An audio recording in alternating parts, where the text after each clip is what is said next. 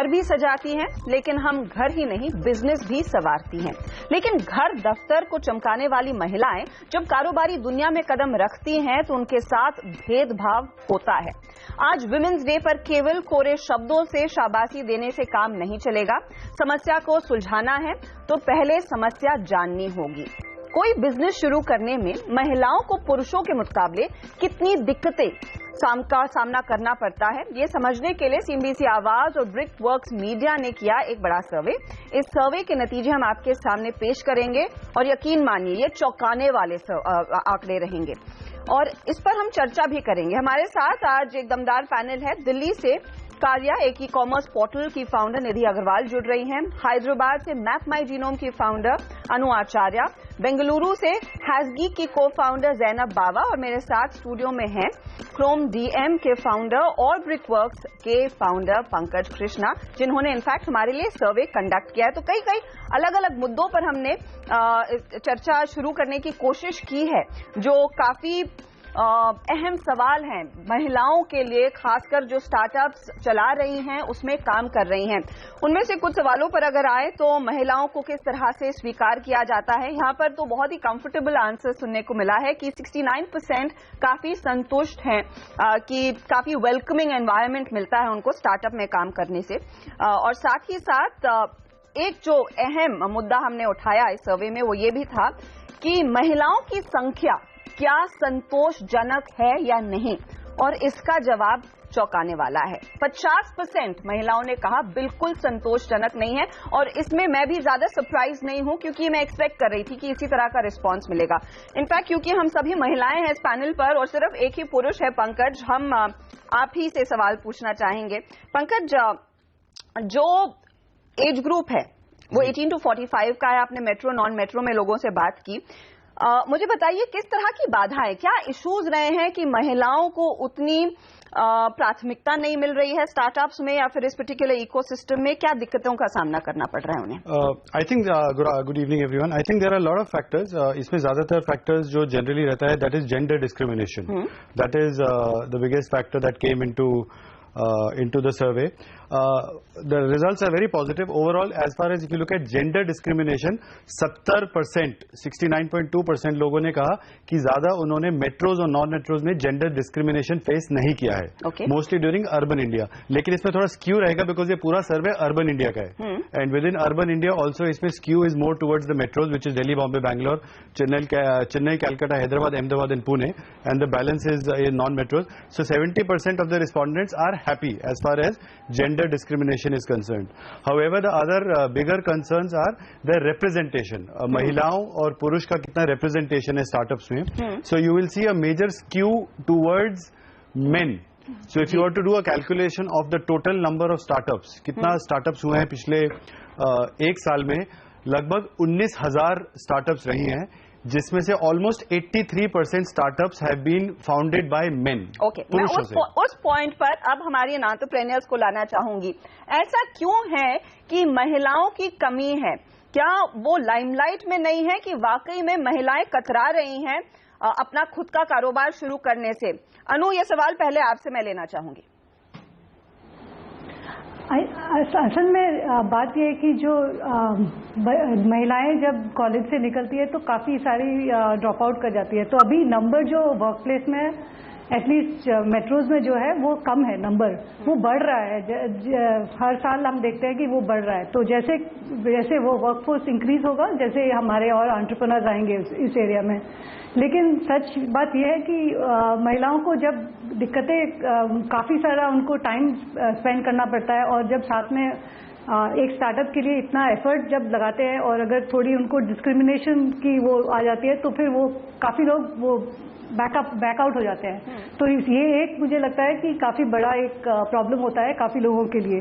तो मैं तो अब काफ़ी सालों से अब एंटरप्रेन्योर हूँ, तो मुझे ये ये सब इतनी मुश्किलें नहीं आती है क्योंकि काफ़ी वो पार कर चुकी हूँ। लेकिन जो अभी नए नए शुरू करते हैं उनके लिए काफ़ी मुश्किल होती है क्योंकि जब उनको पता नहीं होता है कि करना क्या चाहिए नेक्स्ट उसके लिए, क्योंकि उनके साथ जो मेंटरिंग नेटवर्क है वो नहीं रहता है। तो जब तक उनको ये पता ना हो कि सही क्या है गलत क्या है, वो थोड़ा घबरा जाती है। तो मुझे ये लगता है कि एक तो हमें नंबर इंक्रीज करना पड़ेगा, जो शुरू में जो हम जब लड़कियां कॉलेजेस से बाहर आती है या उनको कुछ शुरू करने होता है, उनके लिए उनको थोड़ा सा उत्साहन देना चाहिए। और साथ में ये भी करना चाहिए कि एक नेटवर्क होना चाहिए ताकि उनको ये ना लगे कि अगर कुछ उनको घबराहट होगी कोई भी चीज में, क्योंकि एंटरप्रेन्योरशिप मुश्किल काम होता ही है, तो उनको थोड़ा सा अगर सहायता मिल जाए तो अच्छी होती है। ओके, नेटवर्क बिल्ड करने की जरूरत है। इनफैक्ट पंकज बताइए क्या वो इश्यूज हैं, 4 बड़ी बाधाएं इनफैक्ट आपने हाईलाइट की हैं, वो कौन कौन से एरियाज है जहां पर महिलाओं को, लड़कियों को दिक्कतें हो रही हैं अपना खुद का कारोबार शुरू करने के लिए? I think the point raised is very good. Networking is one key in the country that we live in. Networking बहुत जरूरी है बिजनेस को सक्सेसफुल बनाने के लिए, बिजनेस को स्टार्टअप करने के लिए. So there are social taboos. तो ये कहना सही नहीं होगा that it's women's day. Obviously बिल्कुल गलत होगा बोलना कि पुरुष किसी एंगल से are on a better advantage than females. Both are equally good, but there is a gender little bit of a discrimination where there is a constraint. Working late hours. रात को 12 बजे ऑफिस से निकलना, यदि आप पुरुष हैं it is relatively safe where we are, women के लिए थोड़ा सा वो कंस्ट्रेंट हो जाता है. So as a result of which I am just giving one example, जिसकी वजह से basis which there is social pressure, there is family pressure, right. So people tend to take that as a symbol of as a constraint, right. Parallelly if you go for funding, there are a certain number of people, 67% are good, but 25% people, women have claimed they've been asked uncomfortable questions, right? So as a purush, the chances of being asked uncomfortable questions is in this case lesser. So women have faced this problem. और हम उन सवालों पर भी आएंगे कि किस तरह के बेतुके सवाल पूछे जाते हैं जब महिलाएं फंड रेज करने जाती है। लेकिन जो कोर्स सवाल है कि पार्टिसिपेशन कैसे बढ़ाया जाए। जैनब, आप बैंगलोर में है, जिसे हम सिलिकॉन वैली ऑफ इंडिया कहते हैं, देश की स्टार्टअप राजधानी कहते हैं। आपके एक्सपीरियंसेस क्या रहे हैं, क्योंकि आप कई इंजीनियर्स, कई लेडी कोडर्स से भी बात करती हैं, मिलती हैं? आई थिंक हर्षिता, सबसे बड़ा इशू तो ये है कि जब हम लोग इवेंट्स वगैरह ऑर्गेनाइज करते हैं या कॉन्फ्रेंसेस ऑर्गेनाइज करते हैं, जब हम किसी स्पीकर के बारे में सोचते हैं तो आपके मन में इमीडिएटली कौन सी इमेज आती है, वो एक पुरुष की ही इमेज आती है. अगर आप ये भी सोचें कि हमारे सोशल मीडिया लैंग्वेज या हमारे एवरीडे लैंग्वेजेस में अगर आप इंजीनियर की बात करें तो यूजुअली लोग बोलते हैं ही, कोई शी नहीं बोलता है. तो सबसे बड़ा इश्यू तो यही है कि हम जब सोचते हैं इंजीनियर के बारे में तो ऑटोमेटिकली हमारे सामने जो इमेज आती है वो एक पुरुष की ही आती है, एंड उससे एक ऑटोमेटिक बायस बन जाता है कि कि जो कोडर है वो लार्जली पुरुष है. सो सबसे बड़ा तो एक ये इश्यू है. दूसरा इश्यू ये भी है कि मेरे पर्सनल एक्सपीरियंस से मैंने देखा है कि जितना हम लोग महिलाएं कतराती इसलिए क्योंकि एक हिसाब से women are perfectionist and they really want to say that अगर हम बाहर आके हमारा नॉलेज वगैरह शेयर करते हैं तो we have to be perfect in what we do. Whereas अगर आप एक पुरुष से बात करेंगे तो it's not necessarily the case. एक आदमी बहुत कॉन्फिडेंटली बात कर सकता है इवन इफ ही और she is not a subject matter expert. And I think आजकल जब से ये सूजन फाउलर का केस आया है, सबसे बड़ी बात यही चल रही है कि जो हायरिंग की जो हमारी प्रैक्टिस है उसमें हम देखते हैं कि हम इंटरव्यू के बेसिस पे डिसाइड करते हैं कि किसे हम इंजीनियर लेंगे, किसे हम नहीं लेंगे. एक पुरुष is always more confident in an interview, but is confidence a sign of competence? I don't think that's necessarily the case. And I think उसमें महिलाओं को एक डिसएडवांटेज रहता है क्योंकि काफी महिलाएं काफी मतलब कतराती है.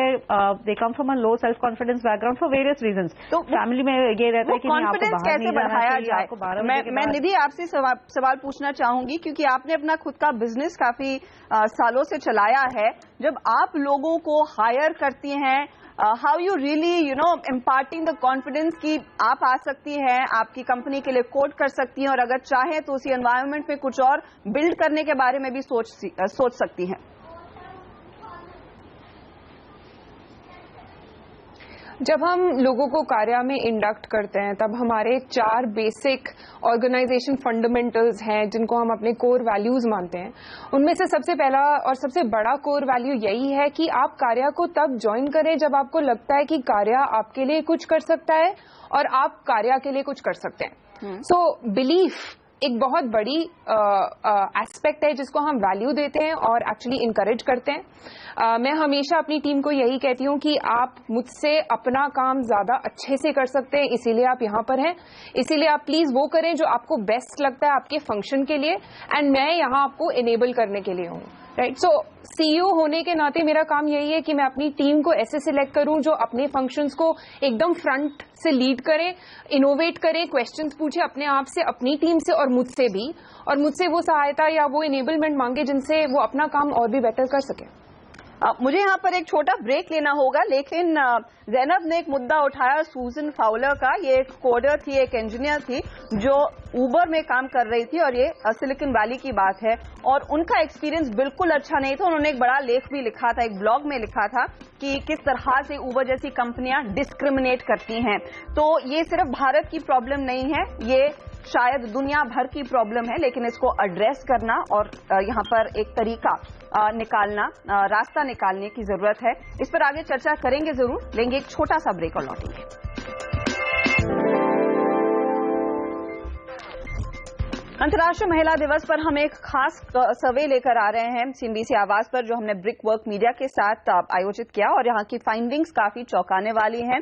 बेसिकली हमारा पर्पस यही है कि महिलाओं को किस तरह का दर्जा दिया जाता है स्टार्टअप इकोसिस्टम में, खासकर जिसे हम काफी गर्व से शो ऑफ करते हैं।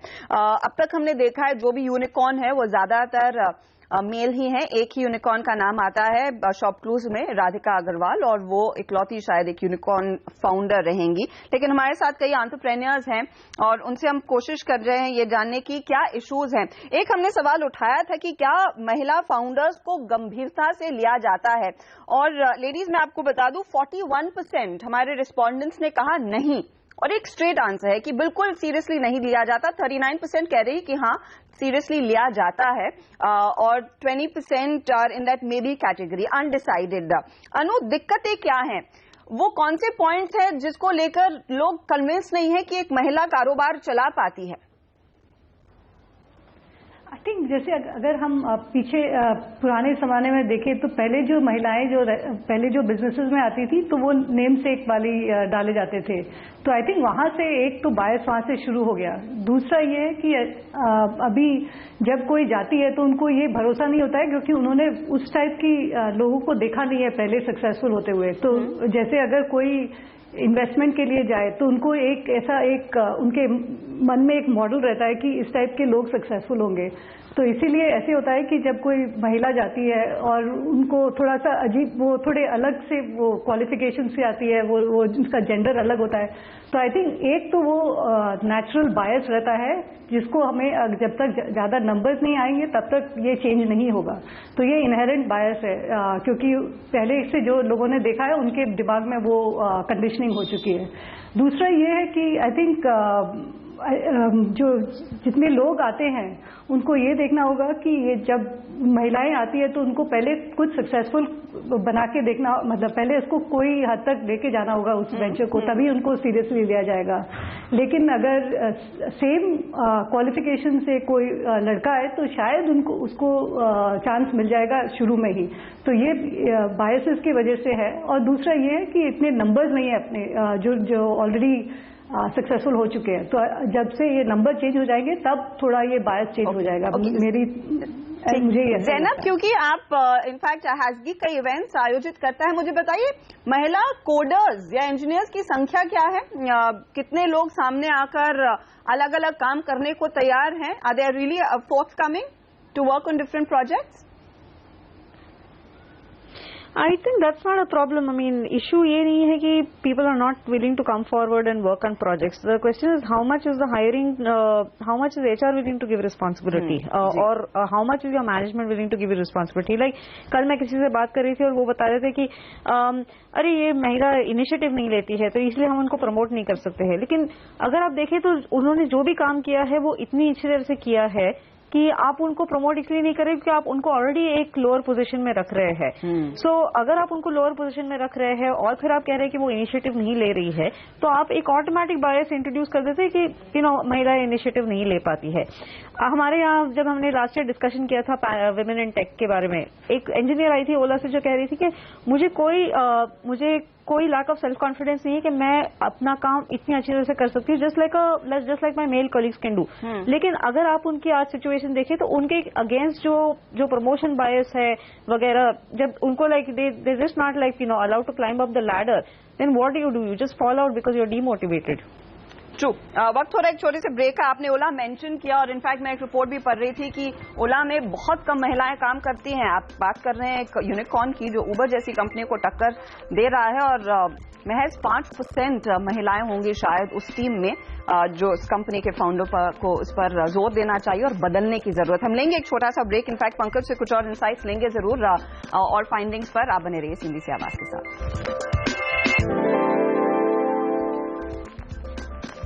महिलाएं कितनी सक्षम हैं इसमें इस पर सवाल नहीं है, लेकिन उनको किस तरह का दर्जा दिया जा रहा है, किस तरह का काम मिल रहा है स्टार्टअप इकोसिस्टम में और इस पूरे माहौल में किस तरह के बदलाव आने चाहिए, इसी पर हमारी एक खास चर्चा है। हमारे साथ है जैनब बावा, अनु आचार्य, निधि अग्रवाल और पंकज कृष्णा। इनफैक्ट हमने 3 एंटरप्रेन्योर्स के पॉइंट सुने हैं महिला होने के नाते, वो कैसे इस चीजों को पर्सपेक्टिव में लेती हैं। पंकज, इनफैक्ट क्रोम डीएम के फाउंडर आप खुद हैं, ब्रिक्स मीडिया के फाउंडर आप खुद हैं। महिलाओं को लेकर आपकी कंपनी में किस तरह की स्थिति है? मेरे ख्याल में ज्यादा प्रेफरेंस दी जा रही है इस समय या नहीं? I think it's completely dependent on departments and the skill sets that mails and female come with.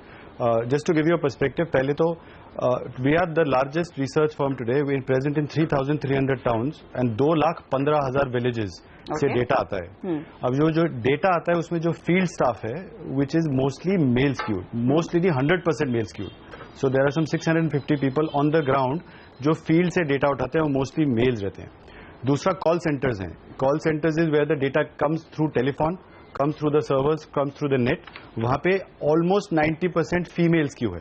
Because females are more committed, they are more patient, they tend to be data more... crunching कौन करता है? Data analysis का आंकड़ा बताइए। Equal skew. There is a completely equal skew between males and females, right? Both males and females are doing a good job. On the corporate sector, which is marketing, research, data crunching, MIS, they are all equal skews. In fact, one thing which is very interesting to state here, that for both the brands, Chrome Data Analytics and Media and Brickworks Media, both the brands are pretty much led by females. So Brickworks Media is led by a lady called Harjinder Kaur.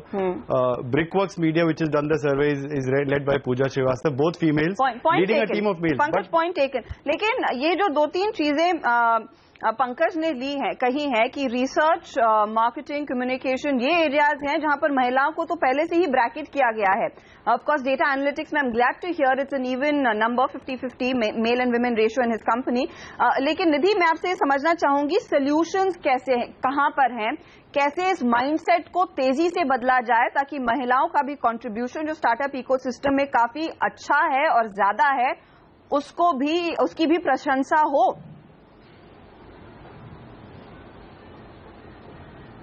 I think इस solution को या इस situation को 3 portions में देख सकते हैं। एक हमारा जो सोशो डेमोग्राफिक एनवायरनमेंट है जो रैपिडली चेंज कर रहा है। क्लियरली ज्यादा से ज्यादा वुमेन अब मास्टर्स और ग्रेजुएट प्रोग्राम्स के लिए जा रही हैं, करियर्स डेवलप कर रही हैं अपने आप के लिए। वो अगर हम उस चीज को हटाएं तो दो चीजें जो रह जाती हैं, एक ये कि आपका घर, आपका बॉस, आपकी बॉस, आपकी टीम और एक आप खुद, राइट?